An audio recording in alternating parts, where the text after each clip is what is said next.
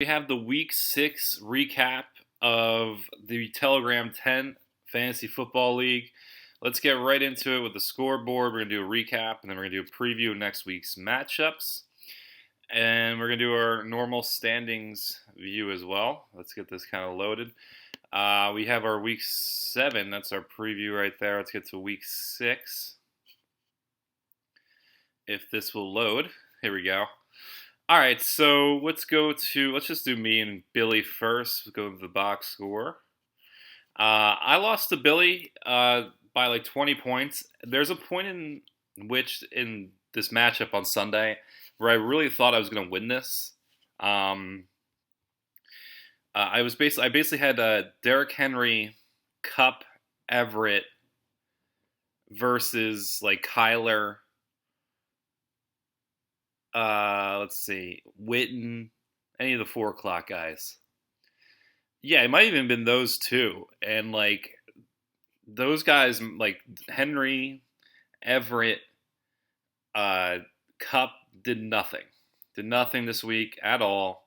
And I still somehow scored 102 points. I don't know how I broke 100 with those guys doing nothing. It was basically all Lamar Jackson, Chris Carson, and that's about it. I was debating all week whether to start DJ Chark or Gallup, and truth be told, none of them did anything. So Billy improves to 5-1. He has Kyler, who has been very good this year. Kamara, he scored 121 without a good Kamara week. Chubb really helped him out. Alshon had a really good week as well. And he also had one of his best players, Ingram, hurt too. So considering the circumstances, like the 121 was still pretty impressive. So good for Billy going to 5-1. Excuse the heavy rain in the background if you can hear it. We're basically having a monsoon right now in southern Jersey. George, the team to beat in the Telegram 10, scored 148 and beat SN by a lot. Russell Wilson, Dalvin Cook, Le'Veon Bell. This is an unbelievable team.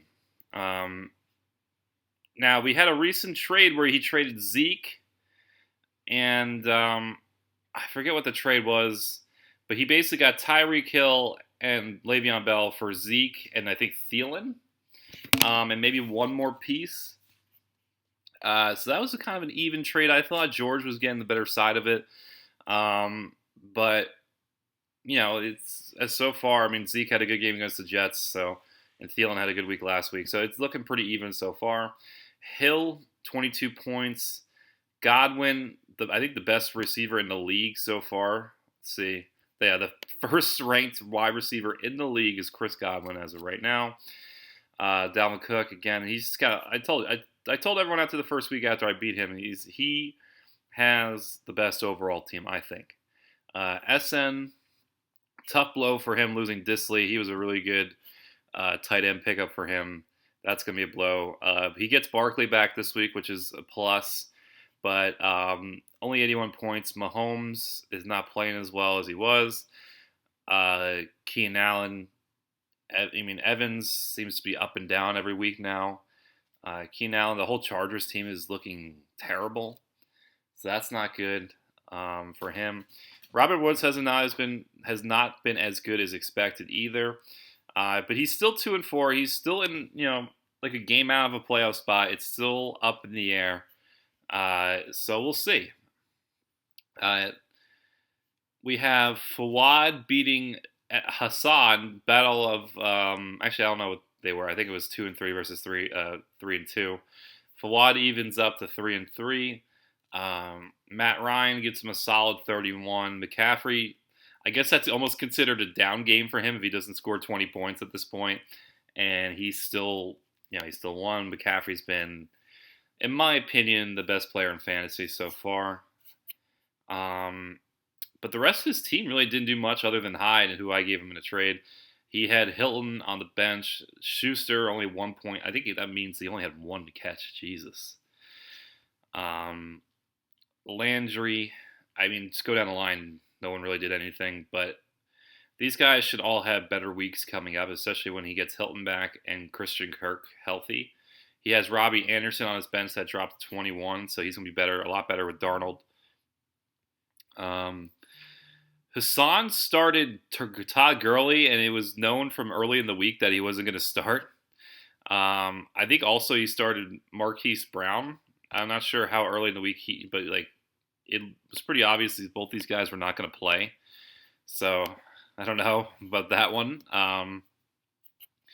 Mark Ingram, Lockett, very good, decent performances. Really, when he scores 77 points, it's really hard to find one good performance, but Brady had that for him.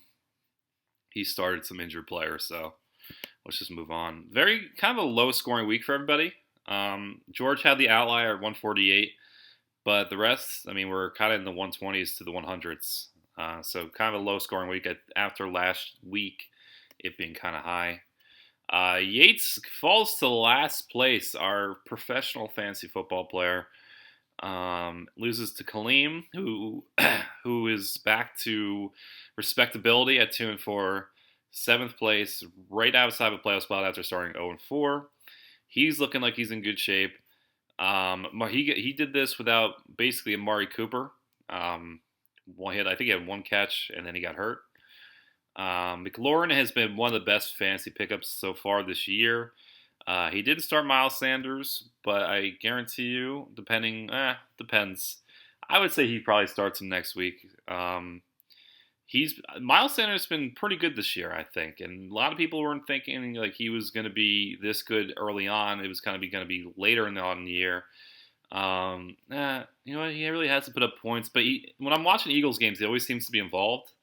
So it's just a matter of time before he puts up points. Will Fuller probably, when you're watching Houston games, you would think that DeAndre Hopkins is Will Fuller because he gets a ton of targets. He seems like he gets all the targets that Hopkins would get in years past. I don't know why. I'm not an analyst or anything like that, but I'm pretty pissed. Pretty pissed about that. I need my Hopkins targets. But Kaleem, good bounce back week for him. Not bounce back, but like good win for him. David Johnson for Yates. He, on paper, like Yates has, you would think a good team, like he always has, and it just hasn't really worked out for him. Odell hasn't been anything. Eckler is not good anymore after Gordon starting to get more of his touches. We'll see if that changes. He started Gardner Minshew, didn't do anything. He benched Stephon Diggs. That's the big one. He benched Stephon Diggs, and that killed him. I don't blame him. I started Josh Gordon in a league this week, thinking against the Giants secondary he was going to do something. He did not. That just sucks for him. If he starts Diggs, he wins. Simple as that. Even Samuel would have made a difference. Too bad for Yates. We'll see how he responds. Of note, Kaleem was also missing Devontae Adams and Darren Waller, too. So, very good win by him. Mo beats his brother. Look at that. 126 to 110, a rivalry matchup here. Very good performance by Mo. He gets Elliott and Freeman. Very good games for them. Combined 50 points. Rodgers had a good game for him. Solid out. He basically had a balanced performance across the board. Thielen and Zeke being his new acquisitions. I did that without an Ertz performance. Malcolm Brown should have been a lot better than he was this game. There's a lot of Darrell Henderson in that game. So Mo, back in the fold. He's not in last place anymore. We'll see how that goes for him. Very good game by him. He's a little revitalized, I guess, from that trade. We'll see how it works. I still think I'd rather have Le'Veon Bell and Tyreek Hill, but we'll see. Deshaun Watson, one of the most fun players to watch in the league for Gunn. He had another a really fun performance. Everyone else though, average across the board. Julio has not done that well this year, other than the game that I played against Gunn and when Julio scored 25 against me. Other than that game, Julio's been kind of pedestrian, so of course. Kittle bounced back a little bit again. Michael Thomas. I mean, he's got to get bigger performances out of those two wide receivers if these are his running backs. I mean, Josh Jacobs was on a bye. That hurts. Um, I feel like he had another running back. I don't know. Um, but yeah, I mean, if your running backs are Kenyon Drake and Chris Thompson, you got to hope for Thomas and Julio to have better performances, and that just didn't happen. Still had a solid day with 110. He would have beat a lot of other teams in the league. He just played against his brother, who had a 126. So let's take a look at next week's matchups. We're starting to get a little. Let's see. So the standings are starting to become a little clearer now. I'm playing against Kaleem. Kaleem's playing for a playoff spot at this point, trying to get into the top 6. I'm playing to keep my spot. I've been kind of every other week. I've been, like I'm 3-3, so we'll see if this is an up week for me now. George versus, I think that's Fawad. Yes, that's Fawad. Fawad's in 3rd place. Wow. So top 2 of 3 teams playing against each other that game. Yates and SN, that the winner of that game is in good shape still. The loser of that game, you could be talking about maybe missing the playoffs. That's a big game for both those teams. Mo and Hassan. We'll see if Hassan starts a startable lineup this week. And we have Gunslinger versus Billy. That's another good game. A lot of good games this week, basically because everyone's so close to each other in the standings. Let's take a look at the standings. Let's see. So 2 5-1 teams, 1 and 2. Fawad made a comment earlier saying those are in tiers, the 2 5-1 teams clearly stand above the rest of the league. That's I could see that. George's team is really good. I like Billy's team, but I think Billy's team is closer to this group than it is George's. I think George, not to, basically suck off George here, but I mean, he does have a really good overall team. No one's unbeatable though. There's no unbeatable team this year. Everyone's kind of close to each other, I would say, especially in the standings. Everyone still has a chance to be in the playoffs. Every team has 2 wins, which is kind of rare. A lot of my other leagues I'm in, there's at least one team that has 1 win, and there's usually a couple. I mean, and some have 0. So we have a very across the board lot of parity. So we have the top 6 here. Hassan's holding on to the last one. As of right now, George and Billy would be in 1st and 2nd with a bye.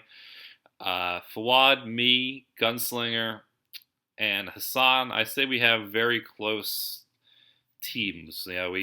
Our teams are kind of the same skill level, and you can kind of see that in the points as well. That's why I'm also looking at the points that George is really higher than everybody, and then Billy's more towards us than he is towards George. And then Yates really struggling. He hasn't even hit 600 yet, and everyone else has 600. So that's your professional right there. Other than that, I don't know why my computer is kind of freaking out right here. Other than that, I hope everyone else has a safe and healthy week. That's kind of the recap for this week. And here's your Power Rankings from Fawad. I hope everyone, I wish everyone good luck this week. See ya.